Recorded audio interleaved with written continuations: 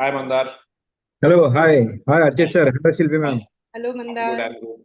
Hello, hi everyone. Welcome to India's second Metabolic Health Conference.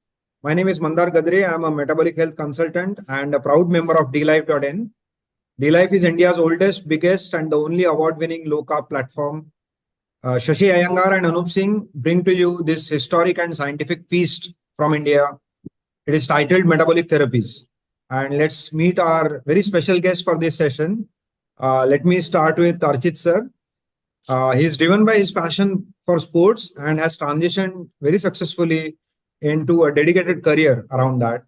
And after discovering K11 in 2017, he enrolled in the weekend batch first for DPT and left his job to concurrently pursue the personal trainer and nutrition course. And then in 2019, he completed the master trainer as well, becoming the HOD of nutrition.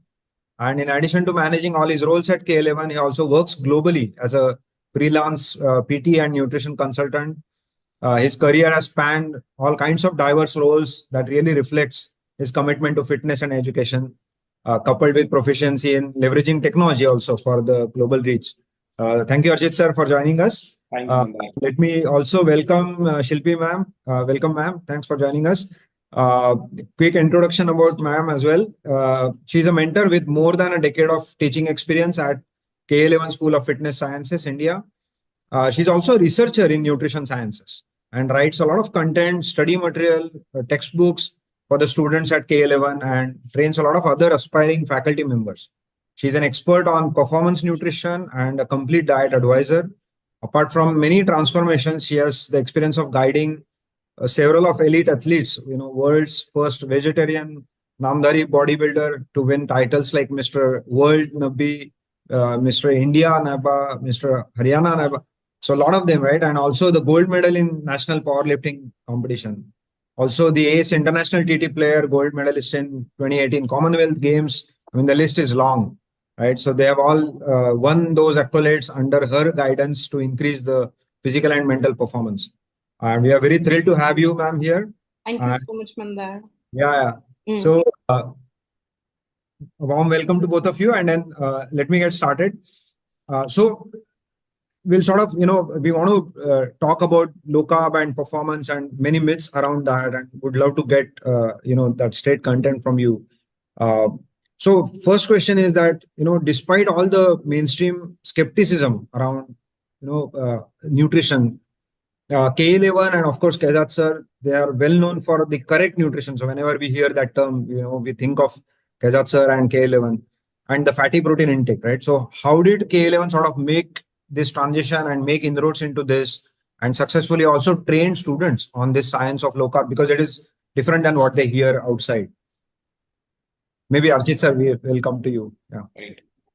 So it's a very good question, Mandar. Now, initially, this actually we have a coat of arms also, which I'll share at the end. But in the coat of arms, we have the first thing, which is curiosity. So we constantly keep on reading more and more.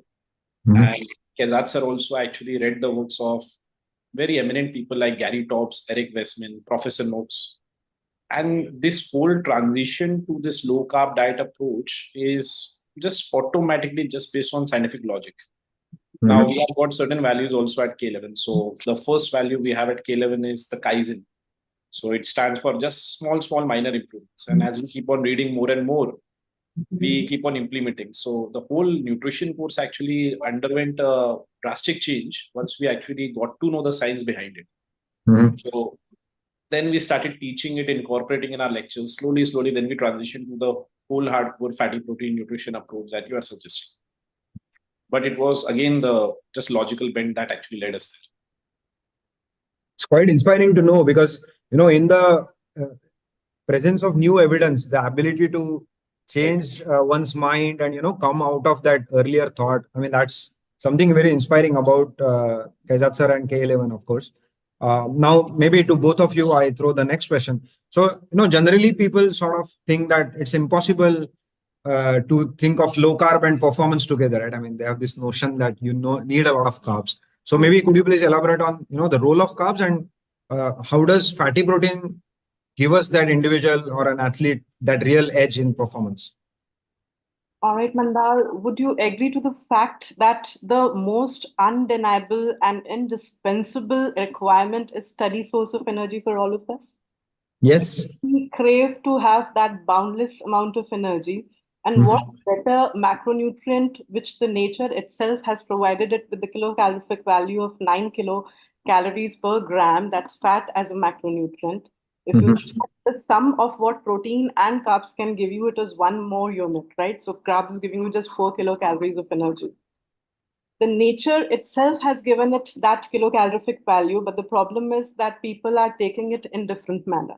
They fear this particular macronutrient. Mhm. The thing is, we have to look at which is the nutrient dense macronutrient available to you. Of course, it's the fat. It's just that can we take that in our diet, or can we spare the protein with taking fat as a macronutrient and not choose carbs as a macronutrient for the energy source? That's the entire story about it.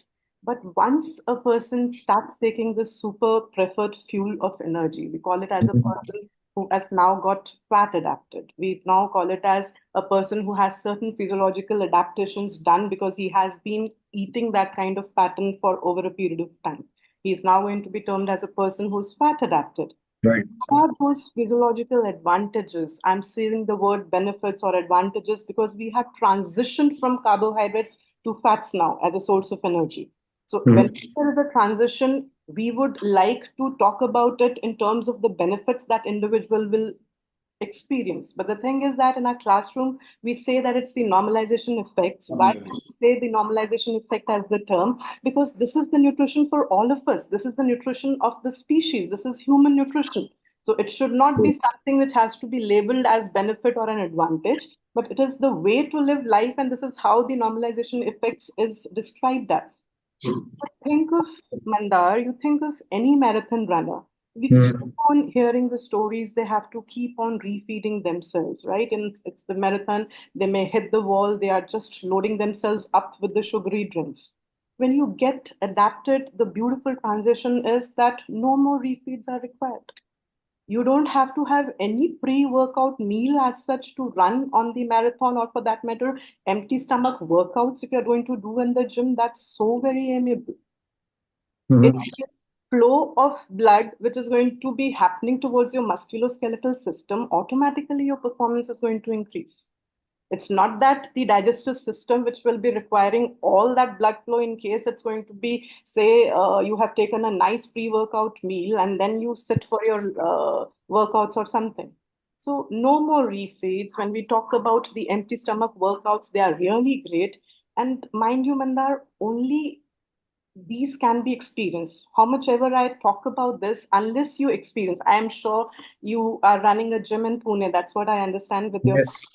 right? Next, I would want you to imagine that you're doing your bicycles, right? Do you feel that burning sensation, Mandar, when you're Mhm. doing your bicycles? What do Yep. you attribute that kind of a burning sensation which you feel? Do you enjoy? You say that, oh, acid ban raha, my workouts are really going nice. How do you put it? How do you feel it?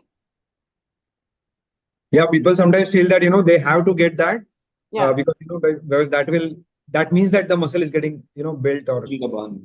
yeah, they are looking for that pump also, right? Yeah. Mm.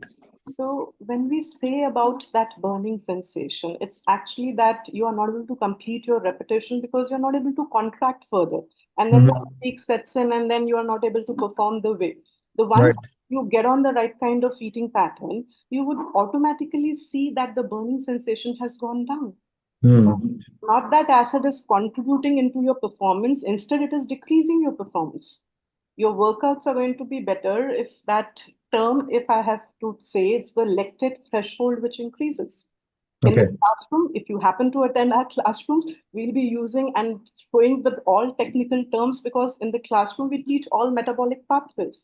So how Perfect. hydrogen ions clearance is happening? How is that the in this kind of eating pattern, especially the clearance is better as compared to the accumulation of the hydrogen ions? So that's the part of classroom teaching which we consider because science is something, it's the facts which we are sharing basis the metabolic pathways which we have studied in depth. So our core competence lies in the physiology or the biochemistry part, and then we keep it associating with performance and your body composition. It's like that. When we Perfect. also talk about the fear of people, so I think you would be in the gym, people would be fearing that their glycogen levels are something which are not going to be at par if they switch or if they restrict carbohydrates in the diet. That's the main misconception. Archit is going to throw light on actually what are the studies which show that there is no dearth of glycogen as such. Anaerobic is a term which we use when we are talking about the zone when you're lifting your weights or you're attempting a high intense and short duration activity. No dearth of creatine phosphate, there is no dearth of glycogen levels. Instead, your workouts, you'll feel that your strength to power ratio, the strength to weight ratio has increased. Strength to weight, or it is also commonly called as power to weight. When the body composition starts improving, that means your fat-free mass or the lean body mass is more as compared to your body fat percentage. Automatically, you'll see the results in terms of performance. It's like that. There are various athletes wherein we can prove that the strength to weight ratio has improved. You think of any, whatever is coming to your mind, whether it is the swimming one, whether it's a person who's having that air resistance because he's the gymnastic one, a person who's cycling, the air resistance is also there. For a swimmer, it's the water resistance or the drag that's there. So if body composition is going to be good, automatically the performance is going to be better. And think of aesthetics as the byproduct. Automatically, if the muscle mass is more and the body fat percentage is low, you are going to look good. That's the byproduct when we talk about aesthetics.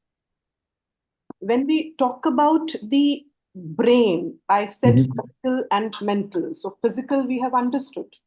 Don't you think a person who's playing table tennis, they also need to strategize their next moves? Absolutely. The physical strength which they require, they are all the time using their brain. You think of a chess player, the amount of mental clarity, the amount of alertness, focus thing, as if you've taken a caffeine stimulant. You must be thinking, is this something which is so damn magical? What is happening? There's just one change which we have done to our diet, and we see the list of normalization effects going on and on and on. What we could do, that's the outcome. So we are sharing it with you. This happens actually. Sleep quality improves. If we look at the tripod of fitness, we know rest and recovery is one of the essential factors, one of the crucial legs. Without that, you cannot achieve your body composition goals or for that matter, performance goals. And if the sleep quality is better, automatically the rest and recovery part is taken care of. Respiration also improves. All about, I think there are eminent people here in the forum. They will be definitely touching upon the fact that it's the mitochondrial health which is going to improve. If the mitochondrial health is improving, that means the respiration is improving. Cellular respiration and the ATP production is there. I'm restricting myself to use those technical terms because I know that we have to relate to the common man here. But in the classroom, you will find all the technicalities which pertain to the bioenergetics or the energy pathways which are leading to these ATP production. Lastly, it's the inflammation part. When we look at the marathon runners at the end of their workouts, the amount of soreness, the amount of inflammation which they have, there has to be something which is reduced. I'm not saying inflammation is bad for the body. It's just about how you see it in terms of the acute inflammation, which is bound to be there. And get on fat and protein diet, automatically you see that the fatigue part is low because whatever was causing inflammation, those pro-inflammatory things like vegetable oil seeds or the carbohydrates, fast absorbing carbohydrates, they have been eradicated. So we say normal. We are not saying that it's the reduced inflammation or the anti-inflammatory effect. There is a way to put it, and the way to put it is that we have normal inflammation when we are on this correct eating path. All this is science based on the facts. We teach at K11 whatever is backed by those scholarly articles. But the thing is that we have the knowledge base, but it's of no use unless we are able to relate it to the application part or the implementation part. What I am saying will make more sense if that is validated by the athletes around. Are the athletes like your Australian cricket team, are they able to perform better because they are on this kind of eating pattern? I would urge Archit to take over because it's the athlete part and he'll be describing all these normalization effects with a summary, whatever I have said, so that we can actually have a look at those athletes and the conviction and the belief comes to us automatically. Absolutely. So Mandar, actually the question that you had asked was initially, how did we gravitate towards this particular thing? Right. The answer was we keep on learning. We are curious enough to get to know what is happening around us. So in the coat of arms at K11, we have curiosity as the first thing. Now, when you are curious, you're trying to search for things, the knowledge automatically comes. And then the knowledge is potential power. Only when you apply it, you will get the results. So the practical application, we stress a lot. And sometimes we did not know why these things were happening. Later on, based on the physiology and all these things, we got the answers. So I think 5-10 years down the line, I think we'll have more and more evidence about these things. But I think when we started teaching all these things in the classroom, people applied, we are experiencing all these things, lesson, burning sensation and all that things like Shilpi ma'am pointed out. The athletes also have felt it, but the knowledge base, why it's happening sometimes is found later. So now we have a lot of evidence, a lot of research about it. And there are a lot of athletes nowadays who are actually on this nutrition protocol. And I would like to share all of that with you all also. So I'll just share a few slides also in case the viewers just want to take a photo of this. Definitely. So these were some of the normalization benefits which Shilpi ma'am has actually spoken about. So simply the first thing is the energy availability. The second thing is the number of feeds, how many times per day you have to eat. Now, if you're eating something like fat and protein, automatically the number of times you have to eat actually goes down and you improve your work productivity or whether it's sports performance. Like marathon runners definitely keep on refeeding during the race. So that thing definitely can be avoided and it would definitely lead to a better time. This point, the physical activity in a faster state, this will be possible if you are fat adapted and optimal blood flow to the muscles will happen, which is what is called as muscle pump. And the comfort point, a lot of people miss out. So I'm just adding that point. When you are working out on empty stomach, you get very good muscle pumps and the gastric comfort is also there. So if we imagine us running after eating, it will be very uncomfortable. But if you are on an empty stomach, the running becomes easier. So that point also is a very valid point. And sharper brain, faster recovery, all that stuff Shilpi ma'am has already spoken about. So this first point is the technical reason why you actually find the burning sensation going down. So all of these things are there. But anyway, I'd like to showcase the athlete examples. So these are a few athletes which we are aware we teach in the sports application lecture at K11 also. So if you see from the side, there is Tom Olsen, there is Zach Bitter, there is Chris Froome. And the first two are mainly in the endurance sport. Chris Froome actually is a person who's won the Tour de France 4 times. And he's also on the low carb diet. So these are few examples of athletes. Perfect. Thanks. This is a thing that Zach Bitter has actually shared. So Shilpi ma'am talked about the going down. So this is the athlete actually telling that. And there is a line he has written, and I noticed my energy levels were consistent throughout the day. So if you are on the right nutrition, even if you are not eating because you have satiety, you'll still feel very, very energetic. So I don't need to eat multiple times a day. Absolutely. Which I was eating on the carb-based nutrition. So that goes down, I can focus more on my work. And yes, the recovery from the workout, the sleep aspect also she highlighted. So that also improves, contributing to better recovery. This, I know a lot of people may not be aware in India, but Paula Newby-Fraser is a very, very well-known person. She has won around 28 Ironman triathlons, and she was actually named the triathlete of the millennium. And Professor Tim Noakes actually, in a way, kind of guided her on the diet. She misinterpreted it, something like that happened, but she's been following the low-carb lifestyle for a long while. And she was the champions of champions. She followed, she actually improved her performance. So she's a very nice example. She improved even after being a champion. So that's the nutrition we want to really promote. So sometimes the champions are not following the good nutrition. She's a champion and she started following the good nutrition. She improved even more. So that's a very nice example. This is an example of Bruce Fordyce, and Bruce Fordyce actually has won the Comrades Marathon, which is a 88-kilometer marathon in South Africa, and he's won 9 times.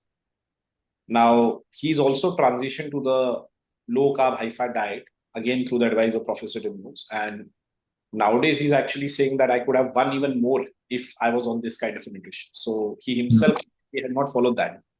But later on, he got to know about it, and he said that I can even do better if I got to know about this nutrition in my prime. So there are ample such examples. True. In fact, I also was running a lot of marathons. Shilpi ma'am is aware about it. So from my own experience also, I experienced lesser burning sensation. No refeeds required while running a marathon. No sugary drinks, no glucose-based beverages. So one go directly 2 hours done. Something like that. So that's a very nice and comfortable feeling also while running. And the blood flow is the muscle pump only that people talk about. You're not eating, the blood is available for the muscles to actually use. Less diversion to the gastric system. This is another Olympic gold medal swimmer, Cameron Van der Berg, again on the low carb lifestyle. And these are a few more examples. So a lot of people in India actually follow cricket, IPL, all of these things. So I think this will resonate very well with Indian environment as such. Cricket is one of the most beloved sports of ours.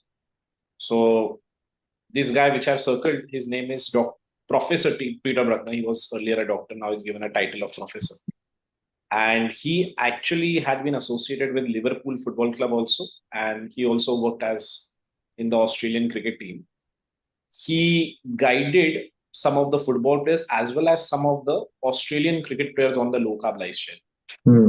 And these are faces that people will understand. So we have David Warner, we have Shane Watson, who's a very big advocate of the low carb lifestyle, Mitchell Johnson, Steve Smith. So fast bowlers also being there, batsmen, all-rounders also being there. And they have also shared a few things which Shilpi ma'am had discussed about in their own way. So Shane Watson actually lost a lot of body fat. He felt more energetic, better blood sugar control, all of these things. David Warner reported that I've increased my energy. I'm not feeling out of breath when I'm running between the wickets, and the recovery is also faster. And the person on the extreme left at the bottom, his name is Usman Khwaja, and he was suffering from a condition which was more of an inflammatory condition. And he was guided again on the right kind of nutrition. He also started recovering very, very fast. He also lost a lot of body fat. So the improved strength to power ratio, the power to weight ratio improving, all those stuff that Shilpi ma'am spoke about, it is already happening. And we are seeing huge evidence of all these things. So drop in body fat, improving performance, faster recovery, better stamina, better endurance, all of these things. So there are many more examples. In fact, many of our teachers also, by the way, they are also lifting very, very heavy weights. So we are finally a fitness school, and we have our master trainers, we have even faculties who are actually on the correct nutrition, and they have been lifting heavier squats, heavier deadlifts. So all of that stuff is happening, and people have actually started talking more and more about all these things. These were just a few of the examples of the athletes. I also have a few more examples also. So Shane Watson is a very big advocate, like I said. There are videos also of his on YouTube, you will find.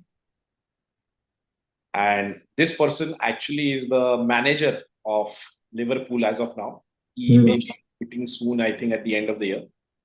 And there was a very funny episode, actually. This person actually on the left got him a pastry or something like this. So he and many of the players at Liverpool actually are not eating carbohydrates, for example. It's a very nice video you'll find on YouTube in which he actually says that, okay, sorry, I'm very helpful for the gesture. I'm glad about the gesture, but sorry, I don't eat carbohydrates. So these things are actually happening all around the world. So very funny video if you Google up Jurgen Klopp. And when it comes to muscle building also, there are few bodybuilders who have been open about it. Not everybody is so open about it. But protein is the macronutrient which is required for muscle building. Carbs and fats are energy sources. So if the protein is there in the diet, if the person is exercising, rest recovery is paid attention to, definitely you can build muscle. And definitely fat is a better energy source. But then this ketogenic diet name actually sometimes becomes confusing because now there are so many types of it. So yes, protein needs to be prioritized. And in India, we definitely are not eating as much first-class protein like we should. Absolutely. Absolutely.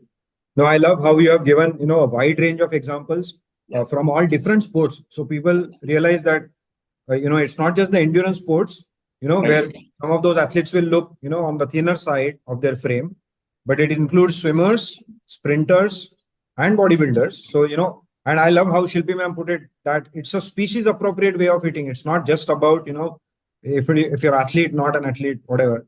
In Because fact, our body is unique. Mandar, I would just like to add that we actually named the course Human Performance Nutrition. It's not performance nutrition only for athletes. That's why we actually added the word human. Every human performs. Perfect. Love it. Love it. So, so I'm going to address. So some questions may have started to get answered for our, athlete friends who are listening. But people sort of, have another notion that, hey, if I don't eat carbs, won't my body sort of burn my muscles for the protein?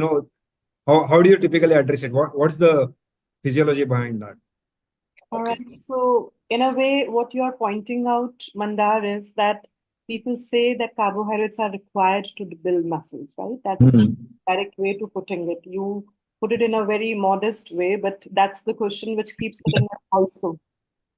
To tell you with the most simplification thing, what are muscles made up of? Muscles are made up of protein, right? Yep. All know, whoever is the fitness enthusiast, he knows that the amino acids are the building blocks of the protein, and that is the raw material which needs to be provided for muscle to happen. If that is the scenario, that we have to spare the protein to do the job of muscle protein synthesis, I'm talking about the dietary protein here. When we talk about dietary protein, we relate it to basically the skeletal muscle mass, and we are talking about athletes. We all know the importance of the muscle mass, the lean body mass, or the fat mass. If the protein has to do its job of synthesis, there has to be a macronutrient which is going to do the job of energy. Yep. Now, two choices. Either I provide with carbohydrates. So carbohydrates the person takes and the protein is spared to do the work of muscle protein synthesis. And the other choice which I have is I provide fat to that particular individual. Fat does the job of giving the energy. And again, the protein is spared to do the job of muscle protein synthesis. We have already proven, nature proves it, the high kilocalorific value which the fat is. There has been notion that carbohydrates have been considered as the primary source of energy. We use the term preferred fuel as for fats because we understand the kilocalorific value. We understand the physiological adaptations which happen when a person is fully fat adapted. We have already spoken about those normalization effects which are there. If the protein sparing is the only thing which we have to consider, fat can do that job solely very, very nicely. So we don't have to think in that terms. Now, having understood from the slides the kind of athletes which we have, you nicely pointed out, nicely summarized what Archit had shown to you. We know there are two categories. Certain amount of exercises are termed as aerobic exercises, and most of our audience is fitness, so they'll understand these terms. It's not that technical. Aerobic exercises would be those cycling, your gym thing, or maybe the treadmill thing, or all the cardio activities we call it. And when it comes to anaerobic, it's basically the weightlifting part, or maybe a clean and jerk, which you're using, powerlifting, all that stuff. People think that endurance athletes, yes, our eating pattern is, well, we can take care because fatty acids and the ketone bodies, they will take care of the lower to moderate kind of exercises. But we will not be able to perform when it comes to lifting weights. We will not be able to perform when it is the high intense short duration activity. We have all the references in place. We have so many examples, not only from the athletes, which Archit highlighted, but our own students, but our own faculties. There is the creatine phosphate as a fuel for this particular energy metabolism, and the other is muscle glycogen. And I told earlier also, creatine phosphate and this muscle glycogen, bhar bhar ke hai. Bhar bhar ke hai, you don't have to worry at all that you will not be able to perform when it comes to the anaerobic activity. All right. So It's just the simple raw material which needs to be spared. We provide fat as a macronutrient to do the work of energy, and it is the protein which is going to be spared. And the other notable point in case is the amount of number of energy substrates in hand. There is the glucose. We understand carbohydrates get broken down into glucose.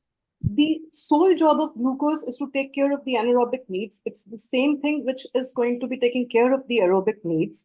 The person will have to refit because he's just relying on his glycogen stores.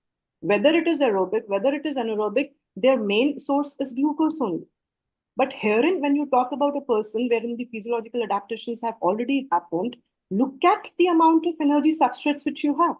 Imagine a marathon runner. When he's running nicely at a moderate intensity, you have fatty acids and ketones as the energy substrate.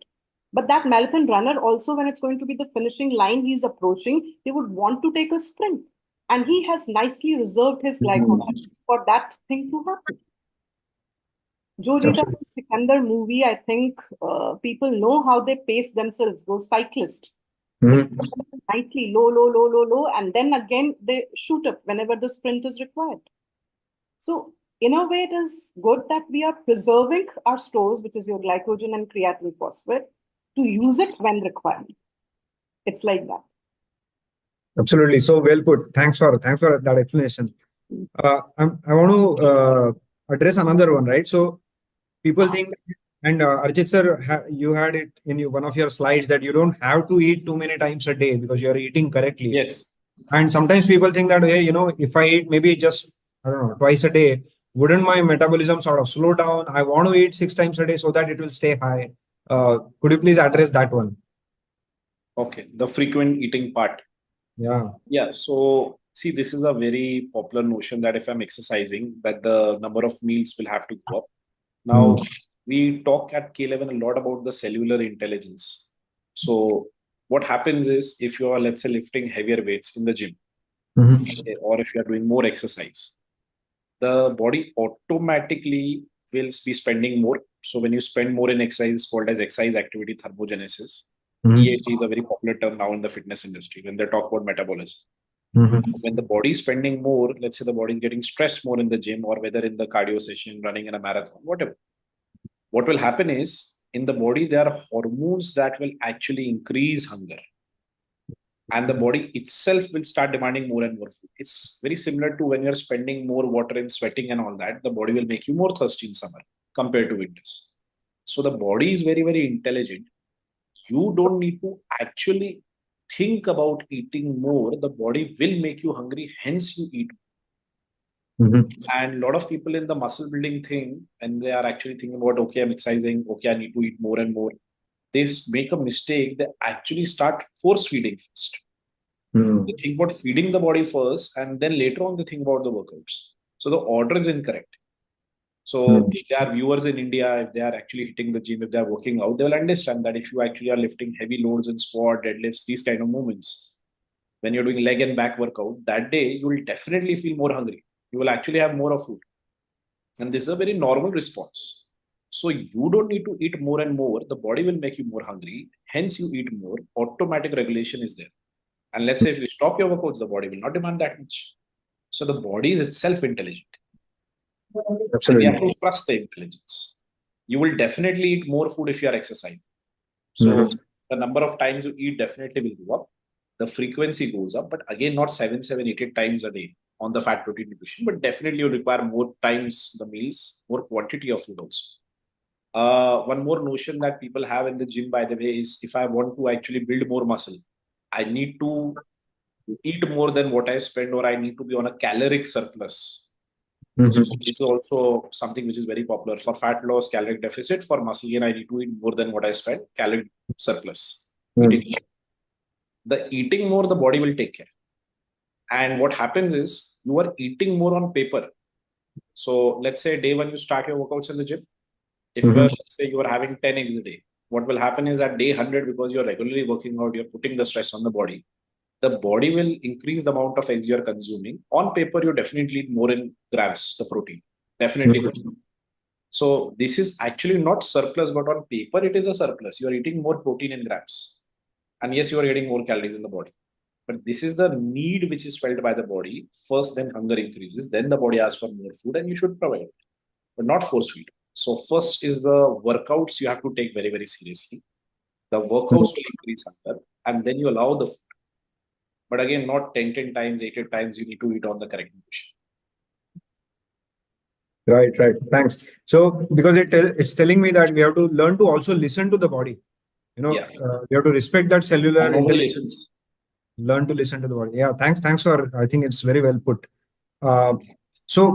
Since we are talking about metabolic therapies, I want to sort of have a connecting question, with fatty protein nutrition and weightlifting and metabolic therapies.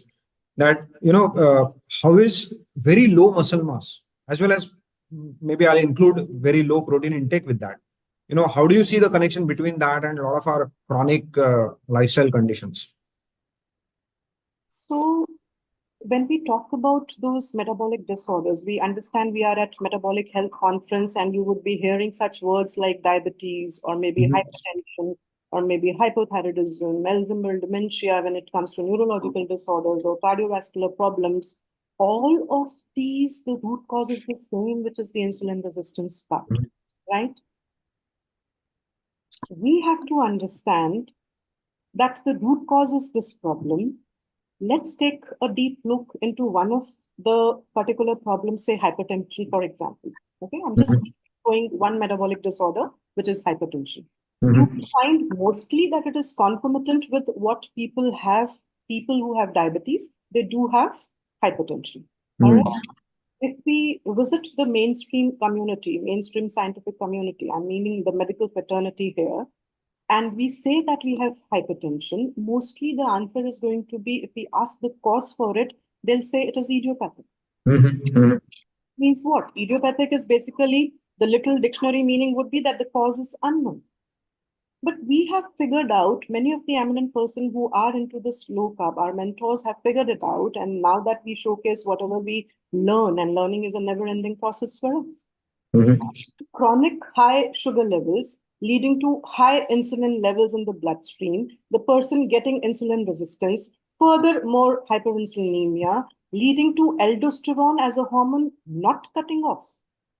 If the aldosterone is not cutting off, you will see high sodium levels in the bloodstream. So what people are seeing is just the high sodium in the bloodstream, but that now they're not figuring out what is the cause for that high sodium in the bloodstream.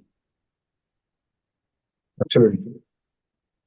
If we take care, health is defined as something which is absence of pathology. Health and performance going hand in hand. Yep. If my client is going to be a hypertensive client or somebody who is diabetic, my guideline to that particular person is going to be, I need you to be metabolically fit. I need to heal you metabolically first. We will not ask that person to jump into the gym workouts or for that matter, any exercise. We have decent time of say 6 months, we metabolically heal that person and then we put that person on the exercise regime. It's like that. Because we know how this is going to be taken care of. So all the conversation is on the remission of these problems. We don't talk about that in much because our focus, our product line is performance. But it's not that is not true. Absolutely. And maybe one quick question, since we are coming a little bit towards the end. So some people may think that, hey, I'm working out so much, maybe even twice a day or whatever, right?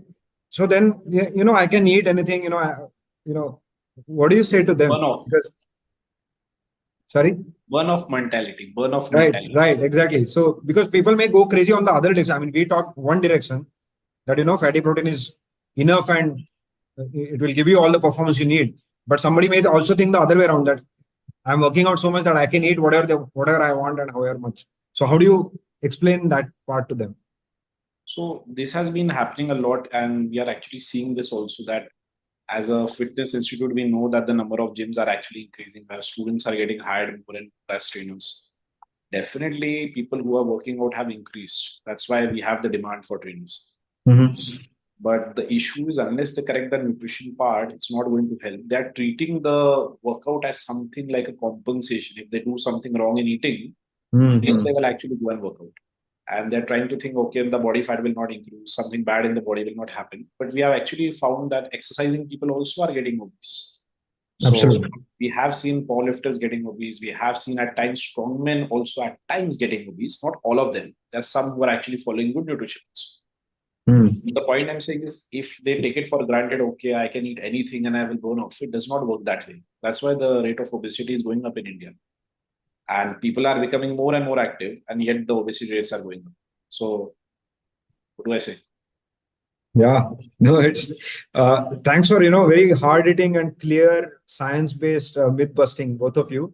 We have a couple of minutes left. I want to invite Shashi and Anup to please join us. Just to say a few Mandar, if you may allow me, I wanted to share a slide, a study very quickly that the of course, yeah, please. Please go ahead. Yes, yes. And this is there in the market. People can actually access it. So there's a clear-cut metabolic pathway. Actually, the body can produce glucose without actually ingesting carbohydrates. So the dietary fat that we eat is providing you triglycerides. And what triglyceride is not just 3 fatty acids, the glycerol is also one more part.